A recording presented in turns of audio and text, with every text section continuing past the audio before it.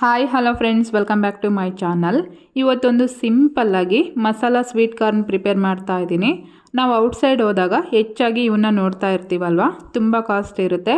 ಆದರೂ ಸರಿ ಟೇಸ್ಟ್ ಚೆನ್ನಾಗಿರುತ್ತೆ ಅಂತ ಅವಾಗವಾಗ ತೊಗೊಂಡು ತಿಂತಾ ಇರ್ತೀವಿ. ಇವನ್ನ ನಾವು ಮನೆಯಲ್ಲೇ ಔಟ್ಸೈಡ್ ಸಿಗೋ ಟೇಸ್ಟ್ನಲ್ಲಿ ಪ್ರಿಪೇರ್ ಮಾಡ್ಕೋಬೋದು. ಸೇಮ್ ಅದೇ ರುಚಿ ಕೊಡುತ್ತೆ. ಸೊ ಬನ್ನಿ ಹಾಗಾದರೆ ಇದನ್ನು ಹೇಗೆ ಮಾಡೋದಂತಂದೇಳಿ ಒಂದು ಸಲ ಚೆಕ್ ಮಾಡೋಣ.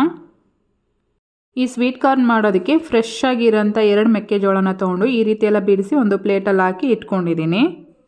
ಆದಷ್ಟು ನಾವು ಇದಕ್ಕೆ ಸ್ವಲ್ಪ ಎಳೆದನ್ನು ತೊಗೊಂಡ್ರೆ ಆ ಟೇಸ್ಟ್ ಅನ್ನೋದು ತುಂಬ ಚೆನ್ನಾಗಿರುತ್ತೆ.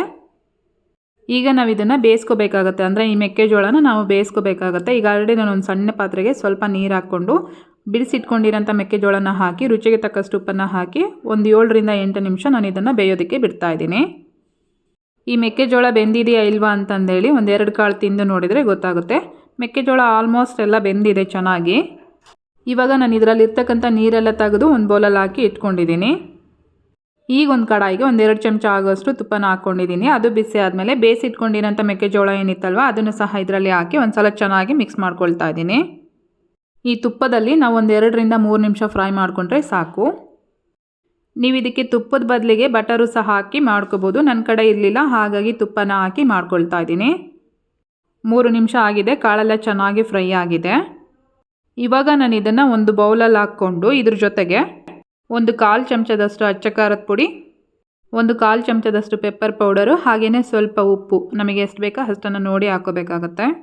ಈಗ ಆಲ್ರೆಡಿ ನಾವು ಕಾಳು ಬೇಯಿಸ್ಬೇಕಾದ್ರೂ ಸಹ ಸ್ವಲ್ಪ ಉಪ್ಪು ಹಾಕ್ಕೊಂಡಿರ್ತೀವಲ್ವ, ಹಾಗಾಗಿ ಸ್ವಲ್ಪ ಲೆಮನ್ ಹಾಕಿ ಒಂದು ಸಲ ಚೆನ್ನಾಗಿ ಮಿಕ್ಸ್ ಮಾಡಿಕೊಂಡ್ರೆ ಸ್ವೀಟ್ ಕಾರ್ನ್ ಅನ್ನೋದು ರೆಡಿ ಆಗುತ್ತೆ. ಸೊ ನಿಮಗೆ ಬೇಕು ಅಂದರೆ ಇದಕ್ಕೆ ಸ್ವಲ್ಪ ಗರಂ ಮಸಾಲೆನೂ ಸಹ ಹಾಕಿ ಮಾಡ್ಕೋಬೋದು. ಮಸಾಲೆ ಜಾಸ್ತಿ ಆಗುತ್ತೆ ಅಂತಂದೇಳಿ ನಾನು ಹಾಕಿಲ್ಲ.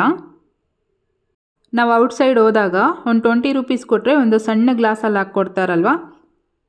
ಸೊ ನಾವು ಈ ಥರ ಮನೇಲೇ ಈಸಿಯಾಗಿ ಪ್ರಿಪೇರ್ ಮಾಡ್ಕೋಬೋದು, ತುಂಬಾ ಟೇಸ್ಟಿ ಆಗುತ್ತೆ. ಇವಾಗ ನಾನು ಈ ಸ್ವೀಟ್ ಕಾರ್ನ ಒಂದು ಸಣ್ಣ ಬೌಲ್ಗೆ ಸರ್ವ್ ಮಾಡ್ಕೊಳ್ತಾ ಇದ್ದೀನಿ. ಮಕ್ಕಳ ಮನೇಲಿದ್ದಾಗ ಈ ರೀತಿ ಒಂದು ಸಲ ಸಿಂಪಲ್ಲಾಗಿ ಮಾಡಿಕೊಡಿ, ತುಂಬಾ ಇಷ್ಟಪಟ್ಟು ತಿಂತಾರೆ. ಇವತ್ತಿನ ರೆಸಿಪಿ ಇಷ್ಟೇ. ನಿಮಗೆಲ್ಲ ಇಷ್ಟ ಆಗಿದೆ ಅನ್ಕೋತೀನಿ. ಇಷ್ಟ ಆಗಿದರೆ ಈ ವಿಡಿಯೋಗೆ ಒಂದು ಲೈಕ್ ಮಾಡಿ, ಕಮೆಂಟ್ ಮಾಡಿ, ಶೇರ್ ಮಾಡೋದನ್ನು ಸಹ ಮರಿಬೇಡಿ. ಯಾರೆಲ್ಲ ಹೊಸದಾಗಿ ನಮ್ಮ ಚಾನಲ್ ನೋಡ್ತಾ ಇದ್ದೀರಾ ಪ್ಲೀಸ್ ಈಗಲೇ ಸಬ್ಸ್ಕ್ರೈಬ್ ಮಾಡ್ಕೊಳ್ಳಿ. Thank you.